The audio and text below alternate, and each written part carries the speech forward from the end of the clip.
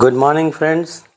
Yashwantrao Chavan Maharashtra open university के undergraduate programme के अंतर्गत and in accordance of national education policy 2020 BCom first year के साथियों के लिए semester 1 book the making of the constitution of India unit 3 philosophy of the Indian constitution that is preamble part 2 में आज हम कुछ विषयों के बारे में समझेंगे। प्रीएम्बल में दिए गए इक्वलिटी के मीनिंग को आज हम समझेंगे। इक्वलिटी को दो भागों में बांटा गया है। First is equality of status, second is equality of opportunities. अब इसके बारे में हम चर्चा करेंगे। Let us consider 3 examples. First example is the Oxfam Report 2023 title Survival of the Richest revealed that the richest 1% of India's population controls over 40% of the nation's total wealth and the bottom 50% of the population hold only 3%. Second example is according to the National Crime Records Bureau NCRB in 2022 alone more than 67,000 crimes were committed against scheduled castes.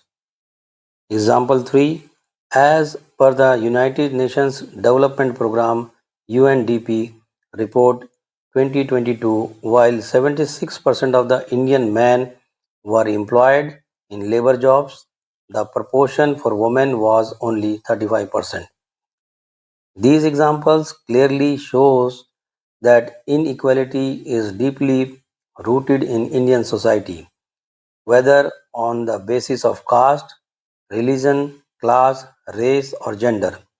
To change this grim reality, the principle of equality has been enshrined in the Constitution. Accordingly, the preamble declares equality of status and the opportunities, and Articles 14 to 18 provide detailed constitutional guarantees of equality. Equality of status means that guaranteeing merely equal political right is not enough. Every individual must also be guaranteed equal dignity. Dr. B.R. Ambedkar, in his speech on 25th November 1949, highlighted this contradiction. From 26 January 1950, we are entering into a life of contradictions. In politics, we will have equality, but in social and economic life, we will continue to have inequality. Therefore, Article 14 guarantees equality before law and equal protection of the laws. Article 17 abolishes untouchability, and Article 18 prohibits the conferment of titles, ensuring that all citizens enjoy equal dignity and honor. Equality of opportunity. No individual should be denied opportunity because of ascribed identities such as caste, gender, or religion. The Constitution seeks to create a level playing field where opportunities are equally accessible to all. But to achieve this, the state must take special measures for disadvantaged groups through affirmative action, positive discrimination.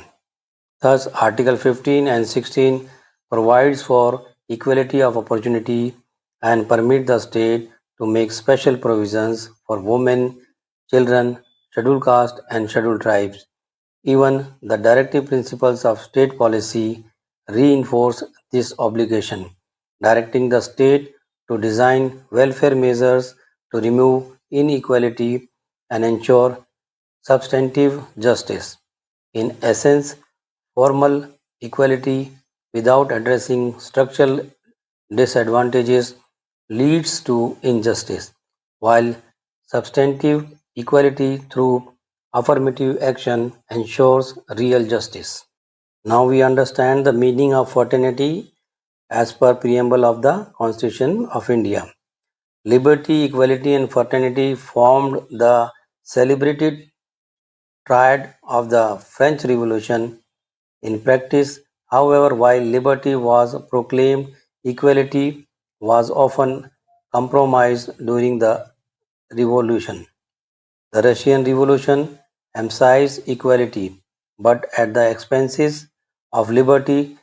Dr. B.R. Ambedkar had the foresight to recognize that liberty and equality cannot exist in isolation, and that both require the principle of fraternity to achieve their true meaning. For him, this triad constituted the very foundation of democracy.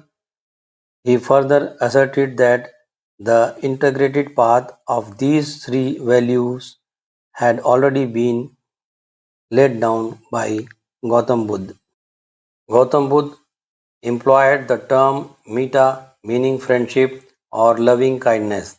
He emphasized that only when human beings cultivate mutual friendship can liberty and equality acquire substantive meaning. In his seminal work Annihilation of Caste 1936, Dr. Ambedkar categorically stated fraternity is simply another name for democracy. Democracy, in his vision, was not merely a system of governance but a collective effort of harmonious living, an ethical way of life grounded in mutual respect and compassion. This perspective highlights Ambedkar's profound approach. The preamble of the Constitution expressly mentions fraternity, ensuring both the dignity of the individual and the unity and integrity of the nation. The idea of fraternity or co-human solidarity rests on three cardinal elements. One is respect and dignity for every individual, preservation of diversity with a positive outlook, cultivation of empathy for society to nurture love and bonds of friendship. It is imperative that dignity be extended equally to all. This requires shedding contemptuous attitudes and cultivating respect for every human being. Such respect cannot flourish unless diversity and pluralism are cherished. India is a land of extraordinary diversity, surpassing even that of the European Union. Recognizing this diversity as a source of strength rather than division is essential. Although forces of caste and religion have often been used to divide, the vision of the Constitution was to celebrate diversity as a pillar of unity. Beyond sympathy, what society truly requires is empathy, an ability to place oneself in another's position with generosity of thought. Empathy makes it possible to understand others' challenges with clarity, thereby deepening solidarity and social harmony. The framers of the Constitution were deeply conscious of embedding this philosophy. Dr. Ambedkar, in his speech on February 1948, strongly advocated the inclusion of fraternity in the preamble. It is notable that this inclusion came in the immediate aftermath of Mahatma Gandhi's assassination, underscoring its moral urgency. The directive principles of state policy ensuring in Part 4 of the Constitution are infused with this vision of fraternity. They aim at promoting harmony in society through various provisions. Article 51A C obligates every citizen to preserve the rich composite culture of India, while Article 51A mandates citizens to renounce practices derogatory to the dignity of women and to rise above communal and sectarian prejudices. These provisions were intended to strengthen the bonds of unity in Indian society.